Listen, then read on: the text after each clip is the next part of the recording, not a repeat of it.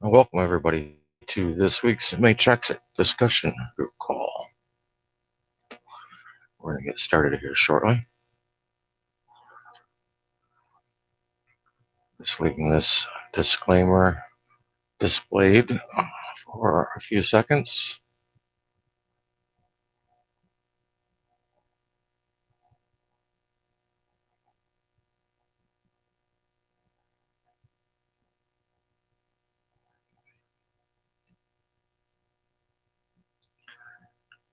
And now you've probably got a hint as to what we're going to be talking about.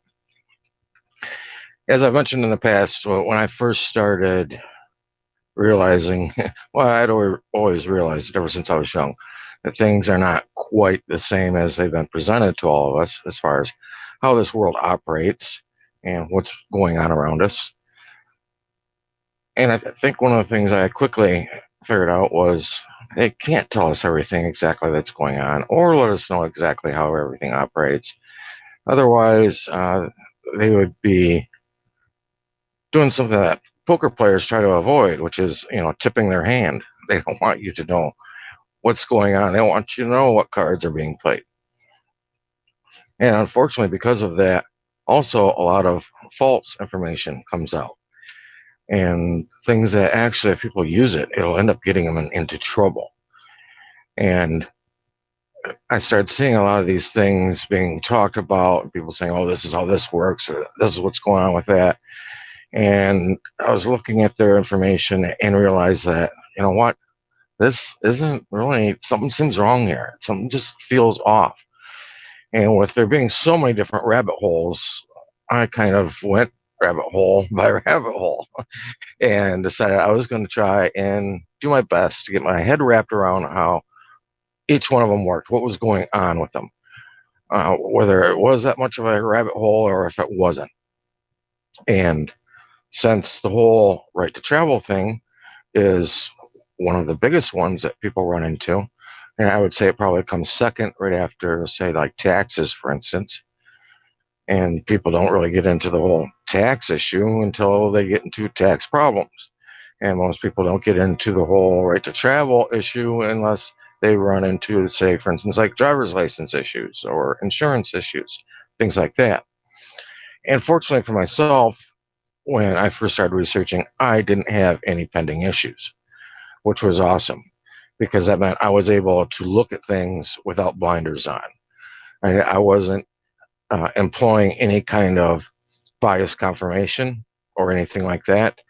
I wasn't looking for something that would back up, how I felt or what I thought was going on.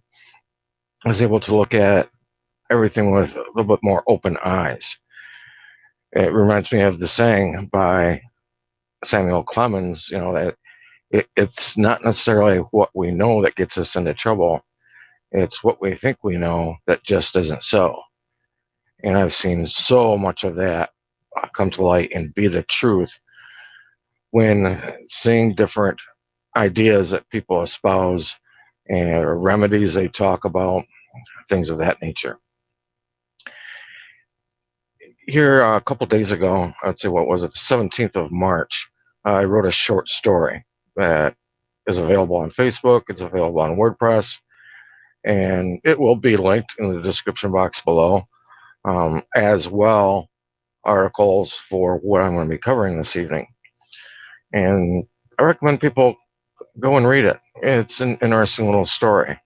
It's just in it, there's kind of, I like doing like word games because I think it makes things more interesting. So there's a word game within the story. And I think people are familiar with, say, for instance, something called the name game. So I employed that a little bit. And all of those names in there hint to another story of something that has happened very recently. And there's a couple other little clues within the story as well. If people have a good knowledge base as to an event that happened here about 3 weeks ago, then it should really stand out for them. And as the story transpires, there's also a big nugget of truth that hits you at the end. that should make people start to kind of rethink things a little bit about how they feel, especially regarding this whole topic of right to travel. And a lot of things that I'm going to say will sound like, I'm discrediting people, this and that, which I am. I'm going to do some serious discrediting here because there's some bad, very false information being supplied and pumped through the pipeline out there for people over social media. And it's things that are going to do nothing but, one, it's not going to give you the correct answers to what's really happening and what's going on, but it's also going to give you bad information that if you try and go and use that as far as how you conduct your life, or even to use it, say, within a court case, it will get you seriously hemmed up. Because even with like a court case, it doesn't matter how solid your foundation is. If you even throw in one little nugget of pseudo law or a legal fallacy, it's going to discredit your entire case.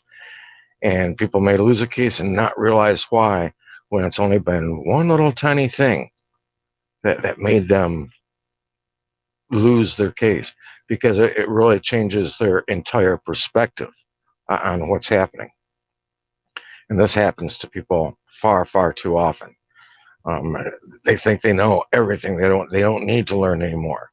I was talking to a gentleman a few months ago, and I recommended a couple things that he needed to go read and check out.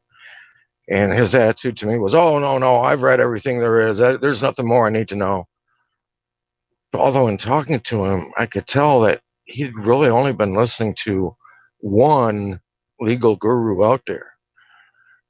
He hadn't even listened to multiple ones that were speaking false information. I could identify the one right off the get that he had been listening to. And so many of those people as well come across with a degree of like know-it-all or narcissistic personalities that people gravitate to them. And for some reason, especially Americans love narcissists. I mean, look at the leaders that have been in charge. I'll just leave it at that. I want to go over a specific case this evening that was put out by We Are Change. And I think We Are Change does put out some good knowledge for people, let you know different things that are happening across the world. Very important. But though, sometimes I think content creators have the need or the urge to throw out so much content that they just kind of grasp at straws. And this might have been a case of that, because the article that they wrote regarding right to travel, fortunately, they did do one thing that everybody should do, is they listed who their resource was. And so when I went and looked at that, I could tell they had essentially just really done a copy and paste job from somebody else's website. Unfortunately, the gentleman that had done the information on that website was false as well, and telling me that he hadn't researched any of the cases that supposedly Supreme Court stated, but he was just grabbing it and thinking, "Oh, this will fit right into the direction I want to talk about and the ideas that I want to espouse." And at the same time, on that article, you'll see a photo behind me that they used a photo of the U.S. Supreme Court. And when I went through those cases, the majority of them weren't even U.S. Supreme Courts. And people need to realize, just because something says Supreme Court doesn't mean it came from the U.S. Supreme Court. The states also have their Supreme Courts. These Supreme Courts are known also as a court of last resort, because it's really the very end where you come or find yourself winding up at, as far as trying to fight a case or to get it reversed. That it's it, or get something amended, for instance. Even that's what the U.S. Supreme Court, that's what the state Supreme Courts are for. Now, as far as carrying out sentencing regarding felonies, things like that, that's done by the Superior Court. But the Supreme Court has a totally different function. So And in looking at these cases, there was one that wasn't even listed. It was something that I had found online, as far as, right to travel and whether Supreme Court, the U.S. Supreme Court, had ever addressed or not. And they did in a case referred to as Kent v. Dulles. That was citation 357 U.S. 116, 1958. And when you see something cited like that, that lets you know that that case has been published. All right.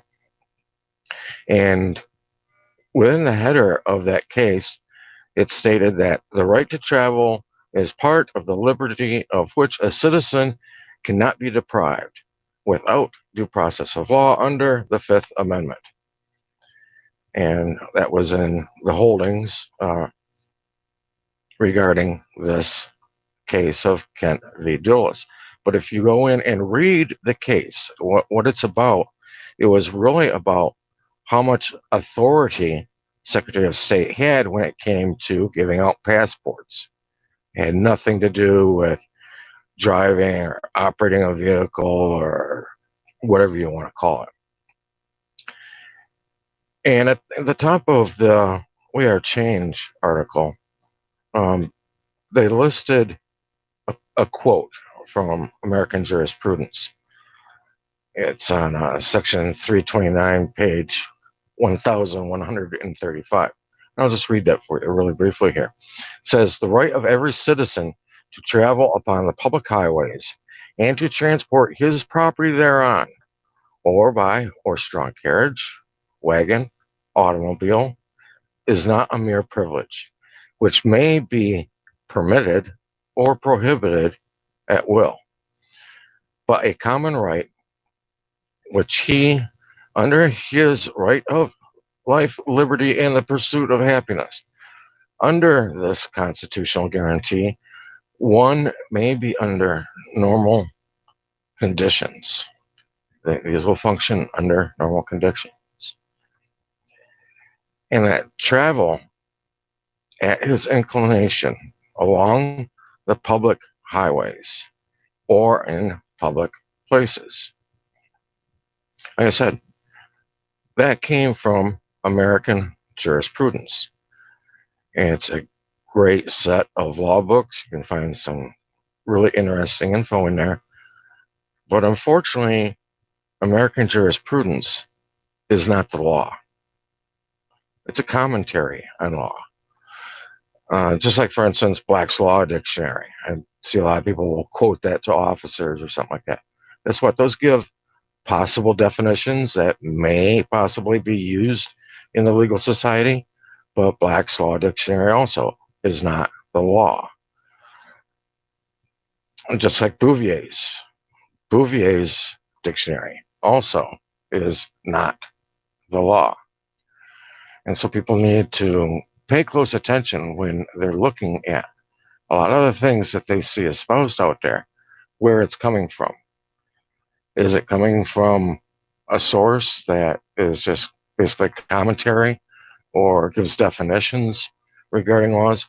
Or is it actually coming from law itself, or what is seen by the state governments or the federal governments as law? The things they observe as law come from public law. Public law is, like I've said before, it's written by Congress. And then, the public laws are very vast. So snippets from the public law are then condensed down in order to find them easier into statutes. That's where your statutes come from. It comes from the public law. So I have to kind of laugh when I hear people say, oh, statutes aren't law. I'm only under the public law. Well, wait a minute. Where do they think the statute came from? It came from public law. So kind of showing a degree of ignorance there. And when I went through these cases, and I didn't go through all of them, basically because after a while I was just like, okay, forget it. I'm not finding anything really of use in here. I see actually what's happening. It gave me a good idea as to what was really going on within that article. And like I said, this article also will be posted below in the show notes in the description box on YouTube.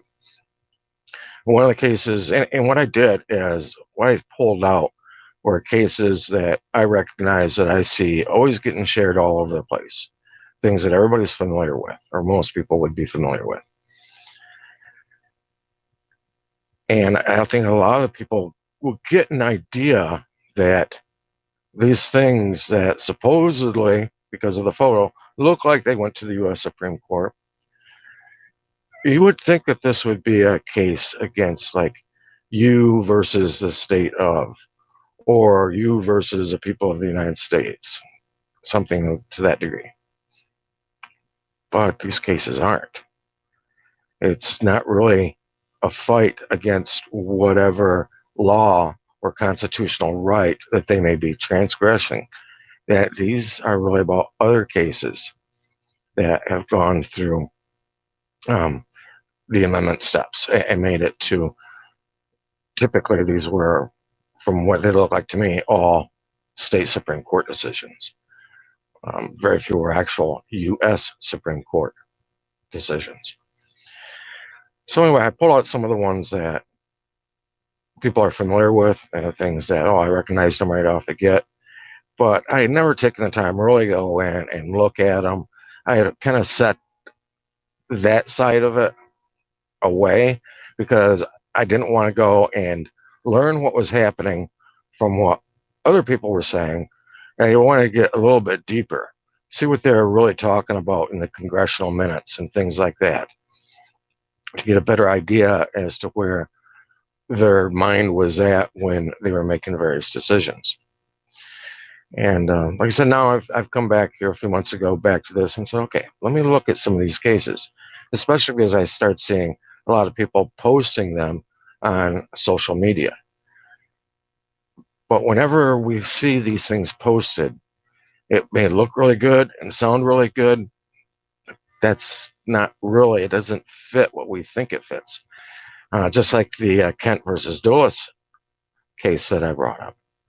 It looks like it's a right to travel case, but when you get into it, it's really debating about how much authority the Secretary of State had when it came out to issuing passports or not issuing out passports to certain people for various reasons.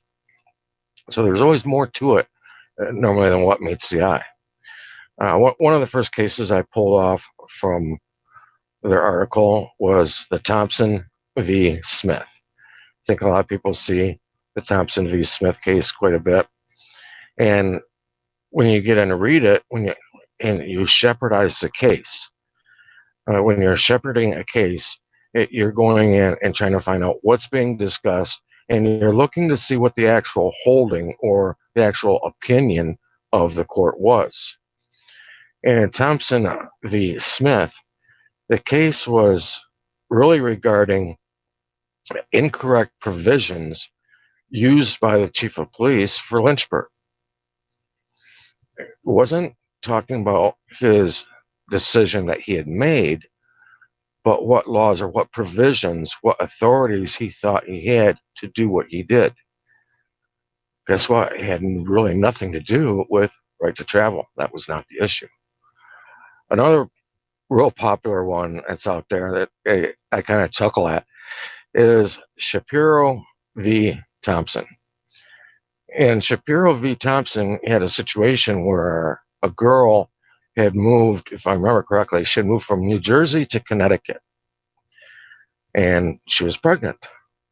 And so when she'd moved to the new state, she was looking at getting public assistance due to her pregnancy, public assistance for like childbirth, those kind of things. Although that state had laws written in it that you had to be a resident for a certain amount of time before you could receive state benefits. Guess what? This was not about the right to travel. That was not an issue. Another popular one out there is People v. Nothaus. Nothaus is spelled Nothhaus, if anybody wants to look it up. Like I said, it's posted. A link to it is in my article. Whenever I write articles on these things, I always try to supply the link That way, don't take my word for it. Here, go and look. And I notice that's what a lot of different sites or different people don't do. They may espouse different ideas or tell you this is how it works or that's what's happening or this is what's happening, but they bring up maybe a court case, but they don't give you a link to the case to go and find out for sure that what they're saying is actually accurate. So that's what I try to do. If I'm going to discuss something, I'm going to give you the link. That way you can go read it for yourself. Well, in People v. Not House, the claim is made, air quotes, that no state can require a license, registration, or insurance. So I went in, read the case, and guess what?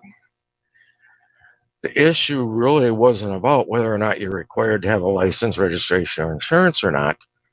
What the case was about was that this guy had caused an accident, he had caused property damage, but though he did not report, he called it a hit and run. That's what he did. He did a hit and run, but he did not go and fess up to the damage he had caused. And when they found out, they yanked his license from him. That's what the case was about. It was not about whether or not you are required to have license, registration, or insurance. And in the opinion of the courts and in the holding, guess what? It never once stated what people claim. It never stated that no state can require license, registration, or insurance. It wasn't there. This was not about the right to travel. This was not the issue. Another good one that is often shared around social media is the Shuttlesworth v. Birmingham case. And guess what? Shuttlesworth v. Birmingham was not about the right to travel either. That was not the issue. What it was about was whether or not this gentleman was required to get a permit in order to hold a rally. And the more and more we look at different cases, the more and more we're going to find this. I've got an article I'm going to be putting up on WordPress probably in the next few days where I'm going to show a whole list of different cases like this. And I'm going to show you what the summary was from the courts, what their opinion was, what their holding was, what their decision was. And guess what? What the state comes up with, what the court's decision is in the case, is not what people claim that their decision was. Just like in all these other cases that I showed. And I think that there's a little bit of a caveat that, well, it's not a little bit, it's a big caveat that people miss. A lot of times they'll give you part of a sentence, but not all of it. And very often we hear this phrase, may not be infringed. But there's a second part to it. Without due process of law. Of course, they can't go and just yank somebody's right or yank somebody's privilege away from them or anything like that without due process of law. It cannot be a subjective decision. It can't be an arbitrary decision. It has to go through due process.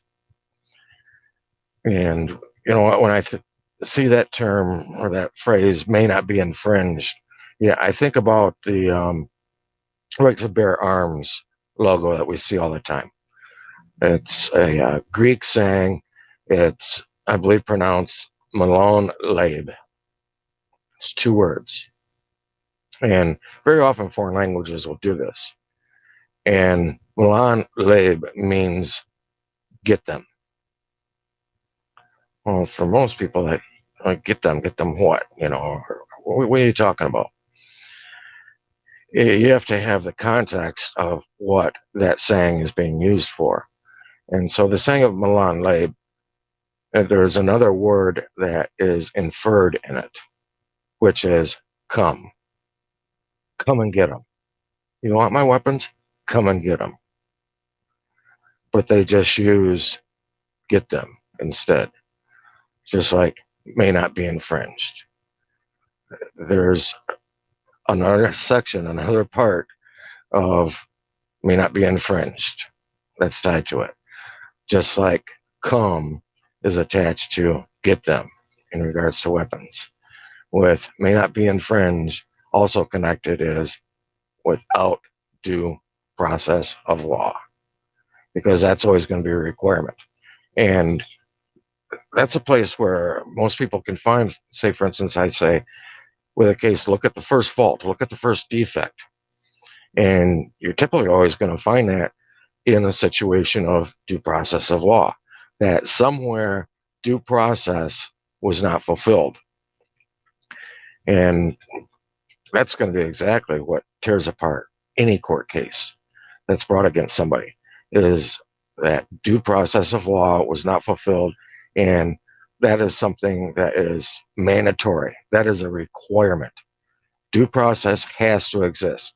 If due process has failed somewhere along the way, and guess what? That wipes out everything.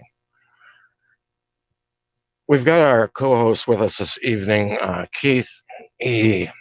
Well, I want to say he's been under the weather. I wish it's all it's been, but hasn't been doing that great past several months, and so he's been recuperating. And I want to bring him on with us if he wants to update us or give us his 2 cents on a lot of this. I definitely encourage him to do so. How are you doing tonight, Keith? I am well, Brian. Thanks. Yeah, I haven't been around for a while. I was diagnosed with lung cancer this last summer, and it kind of hit me hard on the onset. I didn't realize what was going on. I'd gone out and actually gotten a job doing some painting, and I thought it was just some kind of muscle pain from going back to doing some physical work. And come to find out, it's lung cancer. So it was in the progressive stage, and it got to a point where I couldn't even lay down on my back to sleep. So I've been out on this couch for like 7 months now, and it's been good here lately. I've been able to go back into bed and lay down and get sleep that way rather than sitting up. So I know I'm in remission. The pain is less, and I don't feel the lump on my back anymore. So obviously, I've been doing something right, and it's been done without any chemo or radiation. I have been doing what they call immune therapy infusions, which is a new thing that they're dealing with cancer, but generally they don't do it without the chemo or radiation along with it. And if you guys realize your power, you don't have to accept that stuff. You can generate your own medical practice plan with these people. You just have to get them to understand you're the boss. That's all it is. And so, with a cleanup of my diet and enhancing the intake of vitamins and minerals that are vital to my existence and your existence also, along with various other methods, several of which have been given their own credence as a quote cure unquote for cancer. Apricot seeds, um, Rick Simpson's oil. Uh, I even got a wave generator, and I use that regularly. And that's it's a frequency rate wave generator, and that's what we are as frequency characters. We hear about piezoelectric electrical currents and stuff, and some of us sleep with mesh wiring on our copper mesh wiring on the bed. That's got a ground unit, and it's basically a Faraday cage, enhancing your own receiving and output of the minute electronic communications that we receive all the time. So it's just a matter of getting back into balance with life, because cancer is not a disease. It's an effect of not doing things right. It's all about the cell wall structure of your cells and how you keep that healthy. And that cell wall structure is pertinent to the way um, the various different elements of your body connect with each other and carry other elements like your hemoglobin. When it carries the oxygen from your lungs or to your lungs and then the carbon dioxide out, that's an important job that the hemoglobin has. And if it starts failing in that, your oxygen level drops and your carbon dioxide increases. That's going to create a dysfunction in your cell walls. That's the cell walls have to be they're the skin of your nucleus of each cell, just like the skin on your body keeps everything together. If it's not functioning well and it's got a bunch of holes or it's not structured well, it won't operate correctly. Your cell walls are the same thing. They've got a specific structure that they're supposed to hold, and that's held by a healthy diet. When you don't pay attention to that diet, your cells don't hold that form. They're weak, and so they lose form, and then they can't conduct their proper duties. And that's basically all it is. I'm Okay, hoping. Keith, I think it's amazing that, it's like looking at things with the judicial society and how little people are taught. So they're left on their own to kind of guess as to what works and what doesn't. The same thing has happened within the medical societies as well. Yes, It is, yes, yeah.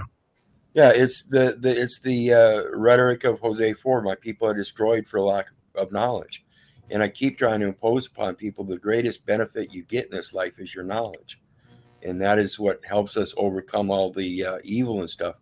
Isaiah 54:17, let no tongue prosper. That means you have to learn those tongues. So if you need to start learning politics and you need to start learning the medical side and you need to start learning all those things, then praise God to do so. Because that's the kind of knowledge we're supposed to pass on to our children so they can avoid the same traps that we're falling into. True benefit is knowledge, folks. Absolutely. And that's really, I mean, we try to be as much answer based or solution based as we can. And that's knowledge is really where the solution is at. I think you look at, say, the religious people that turn their nose up at the Gnostics. Oh, what were the Gnostics after? They wanted the knowledge. Absolutely. That's what, and a lot of people confuse that with ego. Um, that's what enhances our ego. Our ego is something that we're supposed to use to balance our character so that people can see us as a good or bad person. They can determine what kind of character we have. That's the outward appearance of an ego. Everybody sees it. That's our character traits. And it's supposed to be in a good balance. If we have a good balance, we communicate with other people that are in good balance. But today's society, there's so many people that are out of balance with their ego because of this knowledge base. Um, People that I'll take, for instance, a skateboarder compared to a NASA scientist.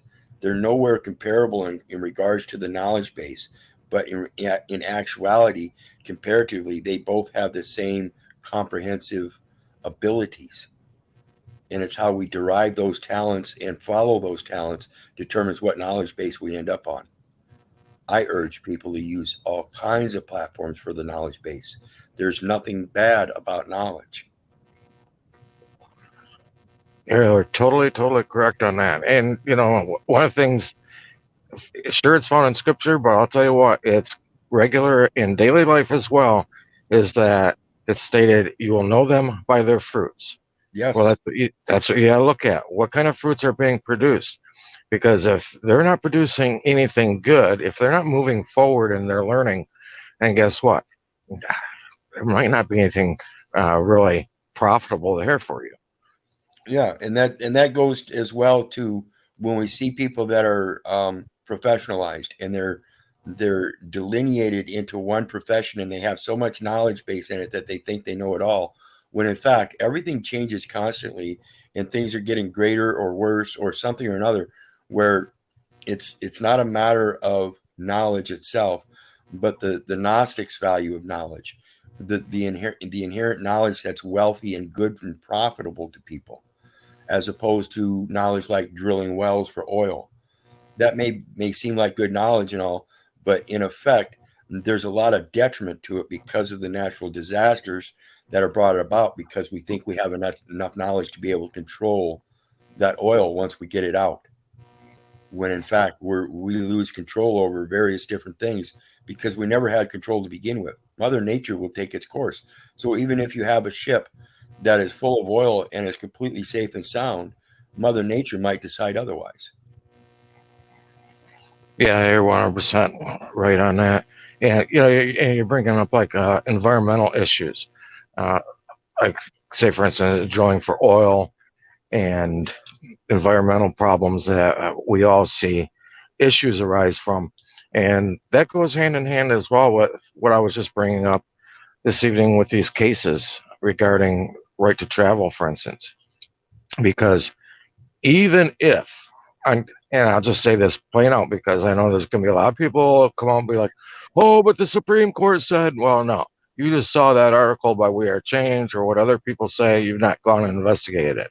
But let's say, even if the Supreme Court, even if the Constitution, which it doesn't, even if they stated that you have the right to freely travel on the roads without registration, insurance, I mean, the only place where you're going to find anything regarding right to travel at is in the Articles of Confederation. That was the only place where that was explicitly put. But though that was amended with the Constitution from 1787, 1789.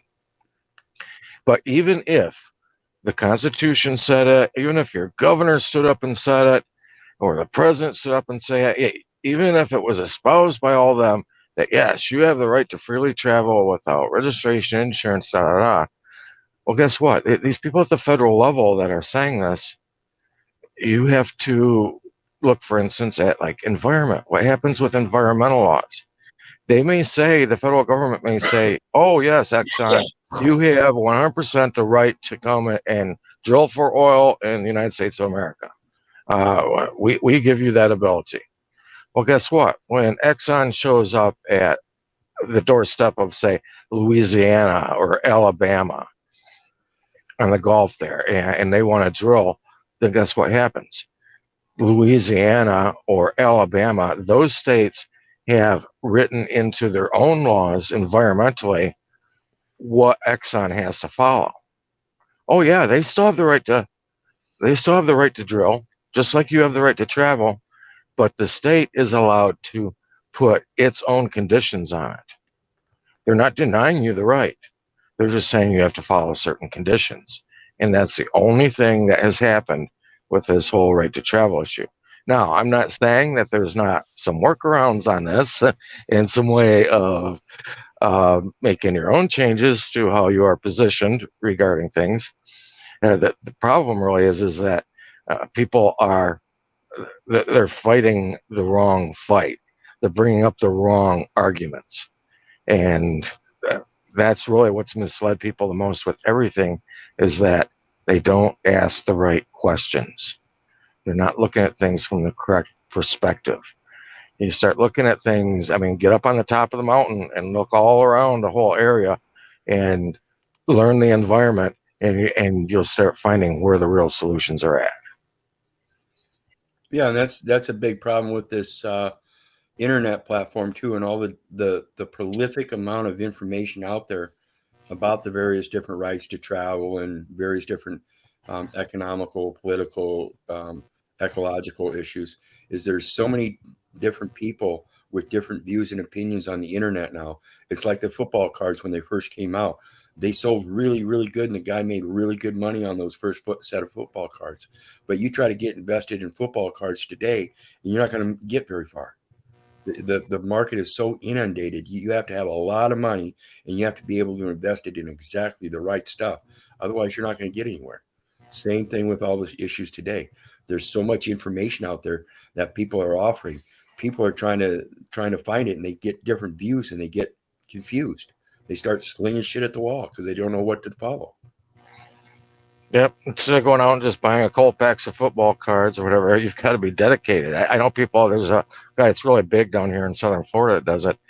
And, you know, his phone might ding all hours of the night or while he's in the middle of dinner, and boom, he's got a lead and he jumps on it for that card or whatever. It's not an easy thing. And it's just like judicially, you can't go and think you can cherry pick a couple laws that people claim exists out there, and that's what you're going to stand on if you haven't put in your full effort and dedicated your time into really wrapping your head around what's going on. Exactly, because that's again that's the inherent problem with the entire system is our people are destroyed for lack of knowledge.